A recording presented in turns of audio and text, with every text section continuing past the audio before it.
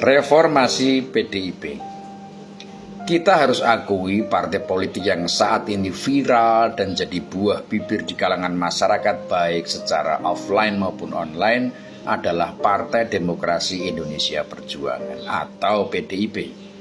Tapi viral atau ngetop itu punya dua konotasi. Viral karena prestasi atau viral karena sensasi. Kalau PDIP viral karena prestasi sepertinya enggak ya. Karena memang secara statistik perolehan suara dan kepercayaan publik pada partai berlambang banteng moncong putih itu turun lumayan signifikan. Itu semua terjadi selain karena buruknya strategi dan koordinasi yang tidak solid, ditambah munculnya berbagai isu, intrik, polemik dan skandal yang tidak di-counter dengan baik sehingga memperburuk citranya di depan publik. Tapi kalau mau jujur dan bicara apa adanya, sumber kemerosotan PDI Perjuangan itu tidak lain dan tidak bukan ya ada di ketua umumnya. Karena semua terlihat dari luar dengan sangat jelas.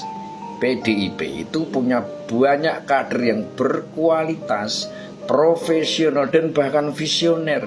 Tapi kader-kader seperti ini tidak akan pernah mendapat ruang, kesempatan dan peran dan bahkan disia-siakan dengan cara dipecat atau dikucilkan hanya karena satu hal yang sebenarnya tidak prinsip dan tidak substansial, tidak sejalan dengan ketua umum. Banyak kader yang moderat, profesional, dan visioner itu menjadi tidak bermanfaat karena dipatahkan oleh ketua umum yang feodal, konservatif, old school, dan narsistik. Seorang profesor atau dokter yang asli lulusan Harvard University atau Berkeley harus diam dan patuh ketika sang profesor dan dokter honoris causa tidak setuju dengan mereka. Susah kalau punya ketua umum yang hobinya memuji diri sendiri memang. Saya ini profesor lu, saya ini juga pernah jadi presiden lu, saya ini anaknya proklamator lu, dan masih banyak yang lain lagi. Akibatnya, hanya orang-orang yang mampu menyenangkan ketua umum yang akan mendapat posisi, peran, dan wewenang yang cukup penting dan vital di dalam partai. Padahal, mampu menyenangkan itu belum tentu pinter, belum tentu profesional, dan belum tentu paham apa yang harus dilakukan.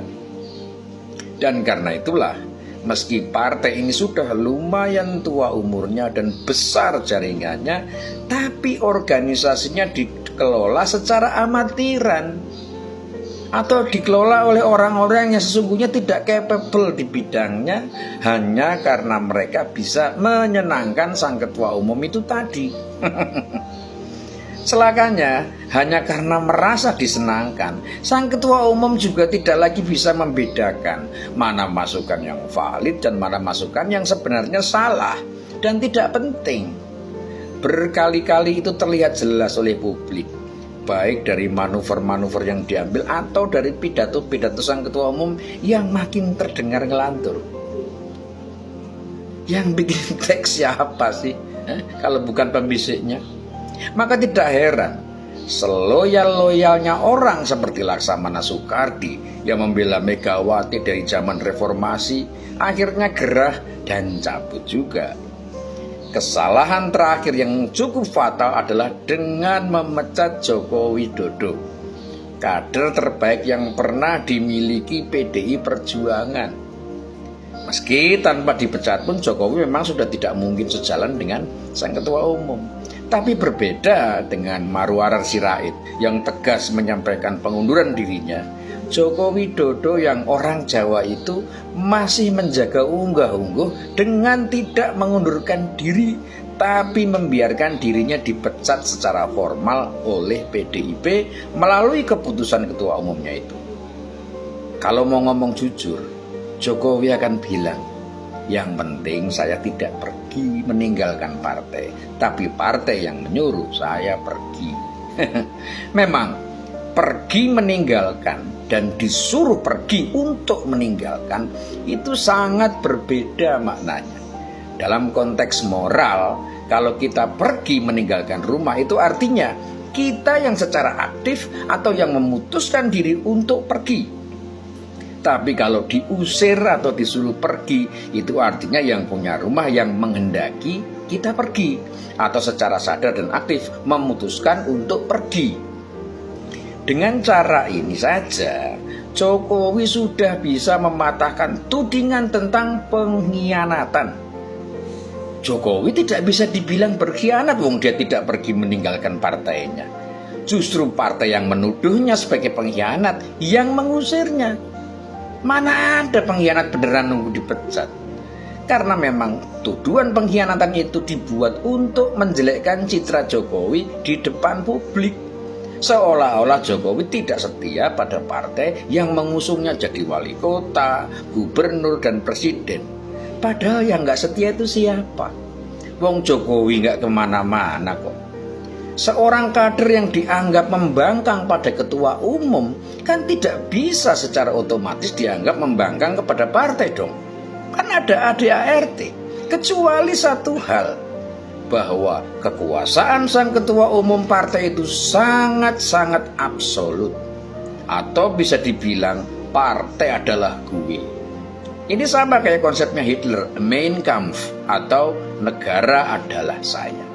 Nah, jadi sangat nyata terlihat bahwa PDI Perjuangan itu dipimpin oleh ketua umum yang punya wewenang absolut. Saking absolutnya sampai dia merasa bisa menyetir seorang presiden hanya karena presiden itu berasal dari kader partainya. Dari sini terlihat sang ketua umum ini bukan hanya mau mengatakan bahwa partai adalah gue, tapi negara ini adalah gue. Ini jadi persis banget sama Hitler kan. Jadi kalau ada budayawan yang menyebut Jokowi itu dengan sebutan Hitler Jawa, itu berarti beliaunya kurang dalam telaahnya. Karena Hitler yang sesungguhnya adalah sang ketua umum partai yang bukan hanya berambisi untuk menjadi penguasa partai, tapi juga penguasa negara Republik Indonesia ini dengan cara menyetir pemimpinnya atau presiden.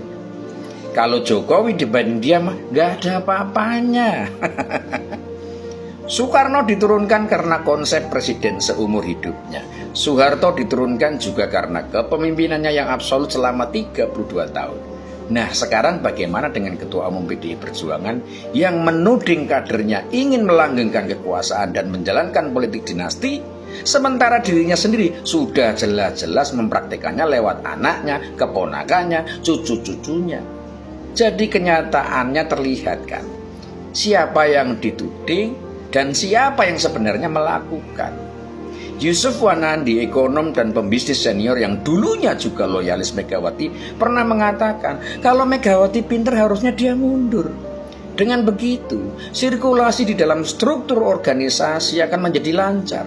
Ibarat tubuh kita, sirkulasi darah yang tersumbat akan kembali mengalir, sel-sel baru akan terbentuk menggantikan sel-sel mati, sehingga tubuh akan berkembang dengan lebih sehat dan kuat. Itulah kenapa PDI Perjuangan masih tetap punya pilihan bila ingin tetap bertahan dan tumbuh menjadi partai yang semakin kuat dan baik, yaitu melakukan reformasi di dalam organisasi dan hierarki kepemimpinannya. Bahkan tidak salah kalau PDI Perjuangan berbesar hati memanggil kembali kader-kader yang hebat untuk pulang dan melakukan perbaikan secara bersama-sama. Kalau PDI berpikir tentang kepentingan partai, kepentingan bangsa dan negara, itu yang harus dilakukan. Tapi kalau hanya untuk tetap melanggengkan pamor dan kekuasaan satu orang atau satu dinasti, ya jangan pernah punya harapan apa-apa lagi. Semoga bermanfaat. Rahayu.